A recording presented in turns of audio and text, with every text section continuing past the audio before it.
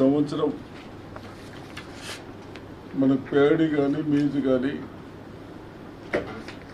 ఇళ్ళు పెరిగింది, ఎకరేజ్ పెరిగింది. కాబట్టి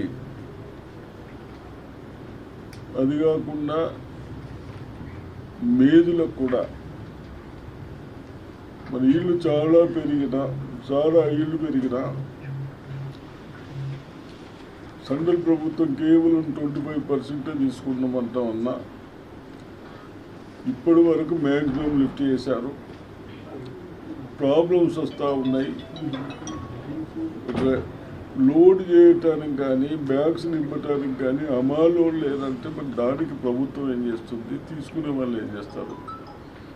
దాన్ని కూడా ఈరోజు ముఖ్యమంత్రి గారు వీడియో కాన్ఫరెన్స్ పెట్టిన తర్వాత మేమందరం కన్సల్ట్ అధికారులము, కన్సల్ట్ రైస్ మిల్లర్స్, ట్రాన్స్పోర్టర్లను కూడా పిలిచి మాట్లాడడం జరుగుతూ ఉంది. దాంట్లో కొందరు ప్రజాపతులను ఇష్టం వచ్చినట్టు మాట్లాడడం మర్యాదపూర్వకం కాదు. గత 2 years నుంచి కటింగ్ లేకుండా రైస్ మిల్లు కూడా లిఫ్ట్ చేస్తూ ఉన్నారు.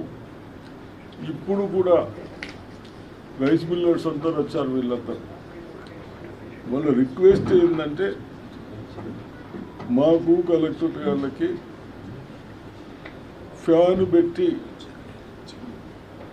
చిన్నింగ్ చేసి మాకు ఇవ్వండి, మేము ఏం పర్సంటేజ్ కట్ లేకుండా తీసుకుంటాము అని అంటూ ఉన్నారు. కాబట్టి రైతులు కూడా మీ బాధ ఎంతనో వాళ్ళకు కూడా రెస్పాన్సిబుల్ ఉంటుందని బ్యాలెన్స్ ఇవ్వవలసి వస్తుంది. కాబట్టి తప్పనిసరిగా కొందరేమో స్వార్థపరులు ఇష్టం వచ్చినట్టు మాట్లాడి ఎవరో తప్పు చేస్తున్నట్టు అనకుండా గతం నుంచి ఎక్కడ కూడా ఈ ప్రభుత్వం వచ్చిన తర్వాత కటింగ్ ఏం లేకుండా నడిపించాము.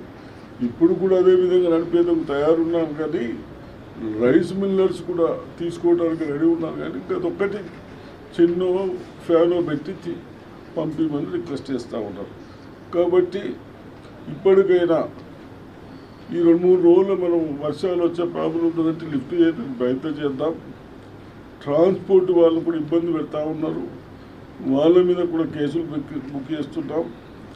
ఎక్కడన్నా అవసరమైతే మీరు నగదిచ్చి ఏదరికి ట్రాన్స్పోర్ట్కు తీసుకునేదానికి ఇప్పుడు మేజ్ అట్లా తీసుకుంటే లారీలు వస్తూ ఉన్నారు. కాబట్టి మీరు అలా ఎక్కడన్నా ప్రాబ్లం ఉంటే అలా చేసుకోండి. తప్పనిసరిగా ట్రాన్స్పోర్ట్ పైసలు ప్రభుత్వం కూడా చెల్లిస్తుంది.